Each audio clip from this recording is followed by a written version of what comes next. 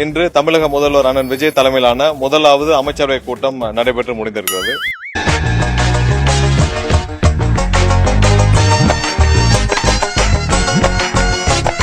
யோ வரிசையா உட்காருங்க, என்ன கோயிலா? தட்டை தூக்கி போட்டு முன்ன தள்ளி உட்காருங்க. போய் உட்காருங்க. தலைவரே, இவனுக்கு தான் நீங்க சொன்ன மெம்பர்ஸா ரொம்ப டேமேஜா இருக்கானுங்களே. நம்ம கொடுக்குற 5க்கு 10க்கும் அமெரிக்கால இருந்து ஆளை கூட்டு வர முடியும். அதான் அம்மன் கோயிலும் தள்ளிட்டு வந்துட்டேன். பஞ்சாயத்தடா முடிச்சு வச்சு பாரு, நமக்காக அம்மட்டு போலும் புள்ள குட்டியோட வெயில்ல காத்து கிடக்குறாங்களே. இன்று தமிழக முதல்வர் அண்ணன் விஜய் தலைமையிலான முதலாவது அமைச்சரவை கூட்டம் நடைபெற்று முடிந்திருக்கிறது. கற்க கசடற கற்பவை கற்றபின் நிற்க அதற்கு தக. இத நான் சொல்லல, யார் சொன்னாலும் உங்களுக்கே தெரியும். உங்களுக்கு தெரியுமான்னு முதல்ல சொல்லுங்க. ஒவ்வொரு துறைக்கும் என்னென்ன இலக்கு, அதாவது எதை நோக்கி அவங்க பயணிக்கணும் அப்படின்னு ஒரு இலக்கை நிர்ணயிச்சிருக்கார். சமீப காலமா நம்ம நாட்டுல அடிக்கடி தேர்தல் வந்துகிட்டே இருக்கு. பிரதமர்களும் மாறி மாறி வந்துகிட்டே இருக்காங்க. ஒரு ஸ்ட்ராங்கான பார்லிமெண்ட் அமையணும்னா என்ன செய்யலாம்? அதாவது சங்கர் சிமெண்ட் வாங்கி கட்டினா பார்லிமெண்ட் ரொம்ப ஸ்ட்ராங்கா இருக்கும். சங்கர் சிமெண்ட்ல கட்டினா சங்கர் திட்ட மாட்டாரா? யார் யாது? அமைச்சரவை கூட்டம் நடைபெற்றது. தமிழக வரலாற்றில் 5 ஆண்டு திட்டங்களாக ஒவ்வொரு துறைகளும் எப்படி நாம் விரைந்து செயல்பட வேண்டும் என்பது அமைச்சரவை கூட்டம். ஊரை எப்படி கொள்ளையடிக்கிறன்னு கூடி பேசுறதா? மூஞ்சிகளை பாரு, 10 ரூபாய்க்கு நயா பைசாவா மாத்தி கீழே போடு. எவனா செடி அணைக்கிறானோ எல்லாம் உளுந்து பொறுக்குவானுங்க. இந்த கூட்டத்தில் முதலமைச்சர் அவர்கள் அனைத்து துறைகளுக்கும் ஒவ்வொரு துறைக்கும் சுமார் ஒரு 436 திட்டங்களை முதல்வர் கொடுத்திருக்கிறார். உலகத்திலேயே எங்க அண்ணனாலதான் 463 திட்டத்தையும் சுமார் 75 நிமிடத்துல விவாதிக்க முடியும். வெளியிருந்து ஒரு அமைச்சர் சொல்றான், முதலமைச்சர் விஜய் அவர்கள் 436 திட்டங்கள் வெவ்வேறு துறையில திட்டங்களை கேட்டாரு. 1 மணி நேரம் 10 நிமிஷத்துல 436 திட்டங்களை விவாதம் பண்ண முடியுமா? அதானே, போடுங்க 2. ஒரு நிமிஷத்துக்கு 7 திட்டமா? ஒரு நிமிஷத்துக்கு 7 திட்டங்களை விவாதம் பண்ணணும். அப்படின்னா ஏன் பேசுறதுக்கு 5 நிமிஷம் ஆகாதா? அவர் 436 திட்டங்களை விவாதம் பண்ணாரா? அதுக்கு ஆலோசனை கொடுத்தாரா? வெளியே சொல்லியிருக்கேன். ஐயோ, ஒரு பைத்தியக்கார பைலட் இந்த நாடு மக்களும் மாட்டிட்டு படுற பாடு. சரி. அப்ப இவ்வளவு பெரிய அமைச்சரவையை நடத்தி அதுல ஒரு 4 மணி நேரம் ஸ்பெண்ட் பண்ணி என்னன்னு கேட்டா இவருக்கு அறிவுரை கொடுக்க கூட இவருக்கு வக்கு இல்ல. யாருக்கு? விஜய்க்கு. குறைச்சு பேசாதீங்கண்ணே, நானும் எஜுகேட்டட் ஃபேமிலி. என்னது எச்சுக்கல ஃபேமிலியா? சொகுசா எல்லாரும் கேட்டாங்களே, ஒரு சம்பிரதாயமா நடத்தணும்ல. அமைச்சர்லாம் அமைச்சரவை கூப்பிட்டு சம்பிரதாயம் நடத்தி அனுப்பிவிட்டாரு. உனக்கெல்லாம் வெக்கமே இல்லையாடா? சோறு தானே திங்கிற. தென்மேற்கு பருவமழையை பொறுத்தவரையிலும் எப்படி நாம் பாதுகாப்பு அளிக்கப்பட வேண்டுமோ அனைத்தும் துறையின் சார்பாக. ஆகையால் மீனவர்களை கடலுக்குள் மீன் பிடிக்க செல்ல வேண்டாம் என்று அறிவிக்கப்படுகிறது. அறிவு கட்டவனே, உங்ககிட்ட வானிலை அறிக்கைடா கேட்டேன். பொது அலுவலகங்கள்ல லஞ்ச ஒழிப்புத்துறை சோதனை நடந்திருக்கு. அதிகமா பணப்புழக்கம் நடக்கிற ஒரு துறையா இருக்கு. அதை எப்படி கண்காணிக்க போய் முறைப்படுத்த போகுது? யாரும் வேண்டாம் கேட்டுருக்கு. நான் முதலே சொல்லிட்டு இந்த மாதிரி கொஸ்டினே கேட்க கூடாது. அல்ல கைக்கு நக்கல பாத்தீங்களா? அந்த கண்ணத்தை அப்புங்கண்ணா. வெவ்வேறு கொஸ்டினே கேட்க கூடாதுன்னு சொல்லியிருக்கேன். உங்ககிட்ட கேட்கணும் இருங்க, நான் சொல்லிருங்க. அதுக்கெல்லாம் நான் பதில் சொல்ல முடியாது. எல்லாம் இந்தியாவின் எதிர்கால தூண்கள். இல்ல, ஒரு பிரச்சனையும் இல்ல. வந்து 20 நாளுக்குள்ள என்ன பிரச்சனை வந்துச்சு உங்களுக்கு? மகனே, செருப்ப காட்டி பிய அடிச்சு போடுவேன். ஆட்சிக்கு சில வாரங்கள் கூட ஆகல.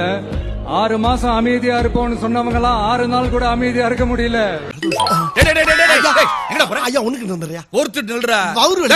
சும்மா நில்றா. என்ன வந்துச்சு உங்க வீட்டுல? என்ன கஷ்டம் சொல்லுங்க. பழுக்க தலையா அப்படியே எத்தனை தலை தனியா ஓடி போயிடும். 6 மாத காலத்திற்கு எதிர்கட்சிகள் சொன்ன வார்த்தைகள் அதுதான்.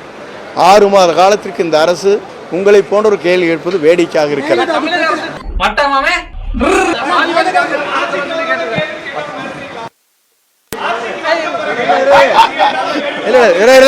இந்த மாதிரி எல்லாம் கேட்க கூடாது. இருங்க, நீ ரொம்ப கோபப்படுற. கேட்கிற கேள்வி மட்டும் சொல்ற வெண்ணைகளா? இப்ப எத்தனை நாள் ஆச்சு? கடுமையான நடவடிக்கை எடுத்திருக்குமா இல்லையா? இப்போ தள்ளி கிழிச்ச காத்துல தள்ளிக்கிட்டு இருக்க.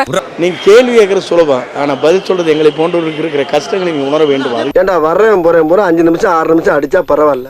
1 மாசம் 2 மாசம் கொண்டு போய் விடாம வச்சு அடிக்கிறீங்க. உங்களுக்கு எல்லாம் தெரியும், தமிழகத்துல கடந்த 5 ஆண்டுகள்ல எவ்வளவு போதை மருந்துகள் எவ்வளவு அதிகமா புழக்கத்துல இருந்து தெரியும். ஏன்னா கஞ்சால ஆரம்பிச்சு. விஜயின் தமிழக வெற்றி கழகத்தின் பெண் நிர்வாகி ஒருவர் கஞ்சா விநியோகம் செய்தது பரபரப்பை ஏற்படுத்தியுள்ளது. ஏங்க இங்க ஒரு ஆமை உட்கார்ந்துட்டு எங்கீங்க? இப்பதாங்க நடந்துகிட்டே போச்சு. பள்ளி கல்லூரி மாணவர்களை குறிவைத்து கஞ்சா விநியோகம் செய்து வருவதாக கூறப்படுகிறது. மேலும் இவர்கள் விஜயின் தாவேகா நிர்வாகிகள் என்றும் கூறப்படுகிறது. நல்லா இருக்கு ராஜா ஊருக்கு நல்லா இருக்கு. சோ நம்மளுடைய பயணம் போதை இல்லாத தமிழகம். பாராநாய அங்க பாராநாய ட்ரிங்க்ஸ் தான் அடிச்சிருக்கேன். ஆனா ஒரு லாயரை ஜட்ஜாக போறவன அசிங்கப்படுத்தி ஒரு நாயை காப்பாத்த வக்கு இல்லாத போலீஸ் நீ பேசுவ. தமிழ்நாடு போலீஸ் அடினா என்னன்னு இவனுக்கு காட்டுங்கயா. சிஎம் செல்லுக்கு போவோம், அங்க போயிட்டு பதில் சொல்லுங்க. அந்த கட்சியில நாங்க இருக்கோம். அதனால இங்க தைரியமா ஓகே ஓகே. நம்மளுடைய யங்ஸ்டர்ஸ் அதுல நமக்கு சந்தோஷம் தான், பெருமை தான். வேண்டாம் sir. Thank you sir. CM uncle, it's a very wrong uncle. Actually என்ன மயிரடா கிழிச்சிட்டு இருக்க? மரியாதை மரியாதை. உனக்கு என்னடா மரியாதை? அம்மா வந்து இந்த வல்கர் வாரிஸ் வந்து கெட்ட கெட்ட வார்த்தை பேசிக்கிட்டு இருக்கான். மயிராட்சிடா கேக்குது. டிஎம் கேட்சி பத்தி பேசுற பெண்களுக்கு பாதுகாப்பு இல்ல, நீங்க ஆன்லைன்லயே பாதுகாப்பு இல்ல. தத்தேவுடைய பயிலுங்களா? எது தத்தேவுடைய பயிலுங்களா? அதுக்கு என்னப்பா? ரைட் விடு. இந்த கிளி கிளிக்கிறாள் எந்த ஒரு காரியா இருப்பா? தாவேகா பையங்க வந்து அராஜகம் பண்ணி என்ற வண்டி கார் வச்சு இடிச்சிட்டாங்க. நாங்கெல்லாம் பெரிய இடம், நீங்க டச் பண்ண முடியாது. பெரிய இடமா? என்ன எல்ஐசி பில்டிங்கா? நான் கேட்டதுக்கு வந்து அடிக்கிறதுக்கு வர்றாங்க. எதுக்கு அசைய மாட்டியா? இனி உன் காதுக்குள்ள அணுகுண்டு தானே தூக்கி போடணும். போடா. நான் வயசானவளை வச்சு வாழ்ந்துட்டு இருக்கிறேங்க. ஒரு 100 வயசு பாட்டி கூட தாவேகா போடுமான்னு நான் சொன்னவன் நானு. எனக்கே இந்த கெதியா? நான் அப்பவே பச்சி சொல்றேன், இந்த சில்லற பசங்க சாவகாசம் எல்லாம் வச்சுக்காதேன்னு. சதீஷ் பேரூர் நிதில இருக்கிறாரு போஸ்டிங்ல. நான் தாவேகா பையங்க ரொம்ப அராஜகம் பண்றாங்க. எல்லாம் பார்த்தாலே விரட்டி விரட்டி வெளுக்கத்தானுது. ஒரு கண்ணு வாரானே திருத்திட போறானே.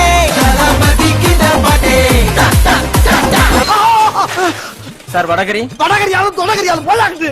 என்னையாது சாப்பிடுங்க sir.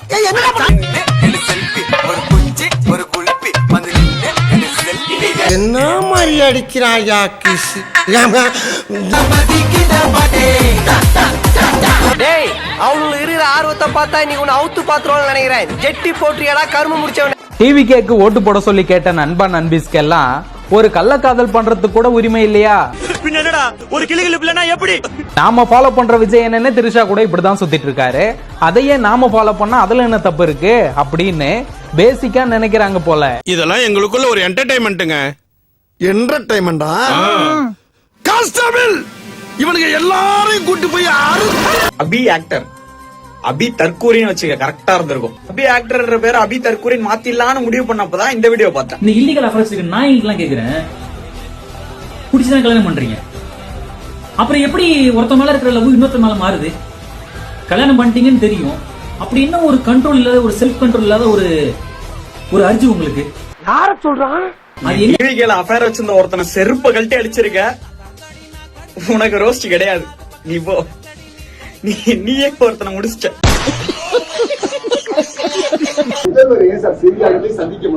What bro, it's very wrong bro. செய்தியாளர்களை யாரையும் கோமாளி என்னைய மாதிரி தைரியமான ஆளா இருந்தா பரவாயில்ல, கொஞ்சம் பயந்தவன் தானே, பயப்படதான் செய்யணும். லேசுவாட்டா கேளுங்க. செய்தியாளரை சந்திக்க வேண்டும் என்ற பெஞ்ச் மார்க்கே கிடையாது. சும்மா போயா ஆளுங்க, நீ என்ன வேணாலும் சொல்லுவியா? இந்த செய்தியாளர் சந்திப்புன்றது இந்த 10 வருஷம் மெயின் ஸ்ட்ரீம் மீடியா வந்த பிறகுதானே. மெயின் ஸ்ட்ரீம் மீடியா வரதுக்கு முன்னாடி என்ன இருந்துச்சு? பிரிண்ட் மீடியா தான் இருந்துச்சு. எப்ப தேவையோ அப்ப சந்திக்கணும். மக்களை சந்திக்கிறார் எங்களுடைய முதல்வர். என்னென்ன சொல்றான் பாருங்க, கம்பி கட்டுற கதையெல்லாம் எடுத்து போடுறாங்க. அதுக்கான பெஞ்ச் மார்க் நீங்களே உருவாக்கிக்கிட்டு பண்ணாதீங்க. கண்டிப்பாக நீ புரியாமையே பேசிட்டு இருக்க. என் மேட்ரே வேற, எனக்கு எதுவுமே தெரியாது. செய்தியாளர் சந்திப்புன்ற பெஞ்ச் மார்க் எங்கேயுமே இல்ல. யாருமே செய்தியாளர் சந்திச்சாதான் நீங்க அரசு நடத்தணும்னா இல்ல. அப்ப எதுவுமே பண்ண மாட்டீங்களா?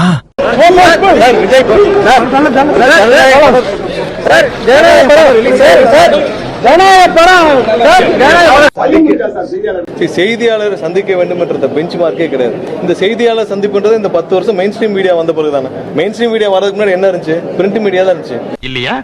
அது மாதிரியே ஃப்ரீடம் வாக்குன்னு ஒண்ணு புதுசா அறிமுகப்படுத்த போறேன். இதன் மூலமா உங்களை நான் ஸ்டோனேஜ் பீரியடுக்கே கூட்டு போறேன். தட் மீன்ஸ் கற்காலத்துக்கே கூட்டிட்டு போறேன். ஒருத்தன் பைத்தியமா இருந்தா சமாளிக்கலாம், மொத்த பேரும் பைத்தியமா இருக்கான். இன்னும் பல பைத்தியங்கள் வேற வர இருக்கு. ஸ்டார்ட் பண்ணு.